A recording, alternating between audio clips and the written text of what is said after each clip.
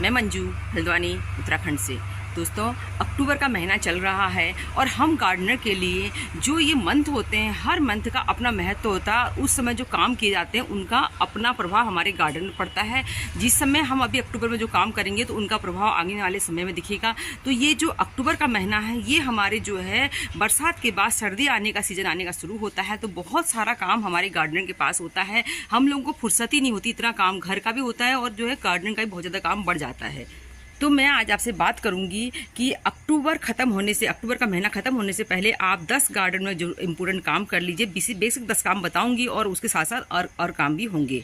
सबसे ज़रूरी काम दोस्तों, अब गार्डन में जो है आपको समय के हिसाब से, जैसे जितनी आपके यहाँ धूप रहने लग गई है उस हिसाब से अपने गार्डन की सेटिंग करिए। आपके जो फ्लावरिंग प्लांट जो है दीवार की साइड अगर लगे हैं तो जहाँ धूप कम पड़ती थी, अब उनको जो है ऐसे एरिया में प्लेस कर दीजिए जिनमें फ्लावरिंग हो रही है कि वो फ्लावरिंग उनकी होती रहे और अभी लंबे समय तक ये परमानेंट प्लांट हमको फ्लावरिंग देते रहें। तो सबसे पहले अपने गार्डन की सेटिंग को आप चेंज करिए। जो आपने सेकुलेंट वगैरह छुपा रखे थे वो सब सेकुलेंट को जो है आप खुली अच्छी सी धूप दीजिए तो उनकी अच्छी ग्रोथ होगी। तो इस तरह से जिसको जैसी नीड होती है उस हिसाब से अपने गार्डन की सेटिंग इस समय अब कर देना चाहिए, चेंज करनी चाहिए सेटिंग।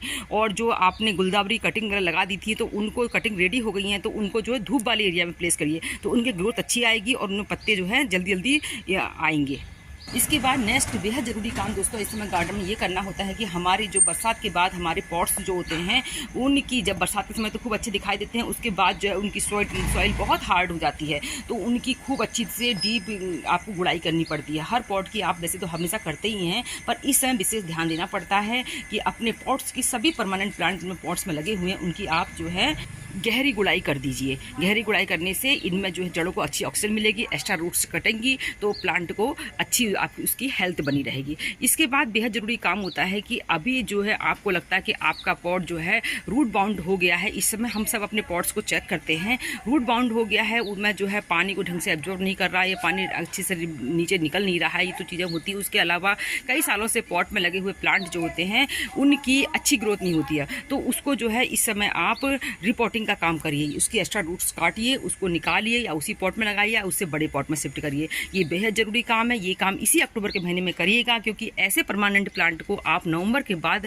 जो है ऐसी गलती न करें, उनमें रिपोर्टिंग का काम तब नहीं होगा। क्योंकि अभी जो है अगर आप कोई प्लांट की रिपोर्टिंग करते हैं, रूट्स कटती हैं तो जल्दी से वो जो है रिकवर हो जाएंगी। मौसम में अभी गर्मी है, बस सुबह सुबह की समय जो है हल्की फुल्की ठंड शुरू हो रही है। दोस्तों, बहुत सारी जो हमारे परमानेंट प्लांट होते हैं उनकी फ्लावरिंग अब कम होगी, ख़त्म होगी धीरे धीरे।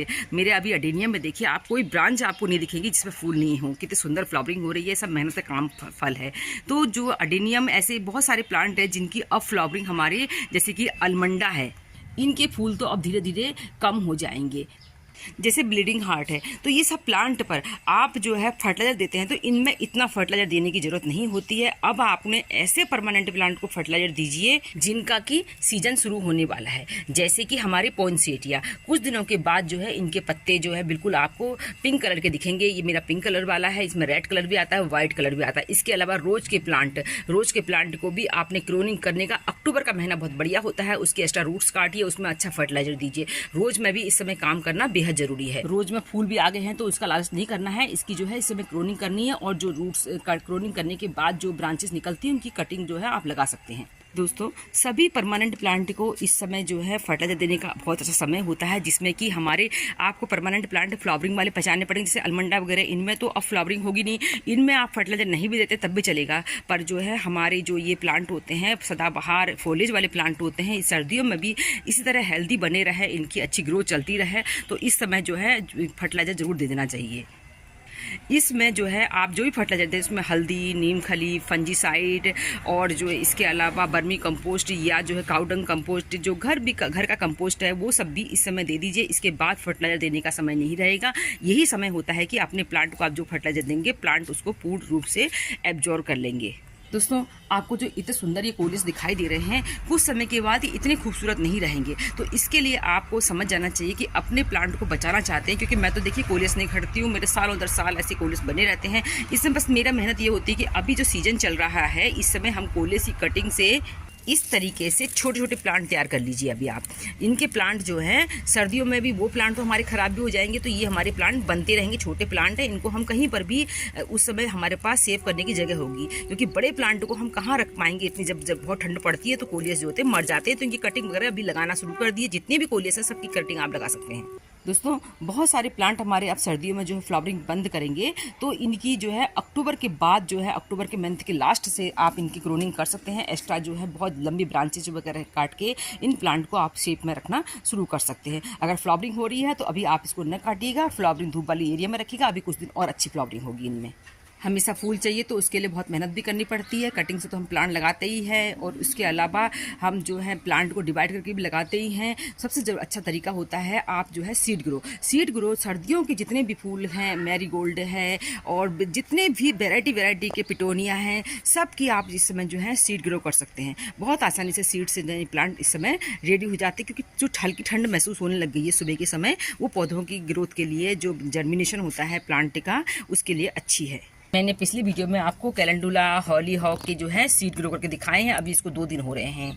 दोस्तों बरसात में बहुत सारे दोस्तों ने जो है कटिंग से बहुत सारे प्लांट तैयार कर लिए हैं। तो इन प्लांट को अभी भी अगर आपने रिपोर्ट नहीं किया, जैसे मेरा ये रिपोर्ट नहीं हुआ है, तो इनको जो है आप रिपोर्टिंग कर दीजिए। इसको जो है बड़ा पॉट दे दीजिए। कुछ समय के बाद ये बहुत ज़्यादा रूट्स नहीं डेवलप कर पाएगा, या फिर इन्हीं में जो कटिंग में से थैली वगैरह है इसमें चल जाएंगे। तो इस समय तो रुकेंगे, फिर हम फरवरी में करेंगे, क्योंकि नवंबर के बाद जो बहुत ज़्यादा ठंड पड़ेगी तो ये वैसे भी लीफ गिरा देता है। तो इसलिए ध्यान रखिए, अभी आप रिपोर्टिंग नहीं करिए तो कर लीजिए। सीड के साथ साथ जो है अपने ऐसे प्लांट की जो है आप कटिंग लगा के इस समय जो है सर्दियों के बहुत सारे प्लांट तैयार करिए। गुलदावरी के प्लांट को जो है धूप में रखिए, कटिंग से तैयार कर चुके होंगे तो उनकी जो है रिपोर्टिंग करके।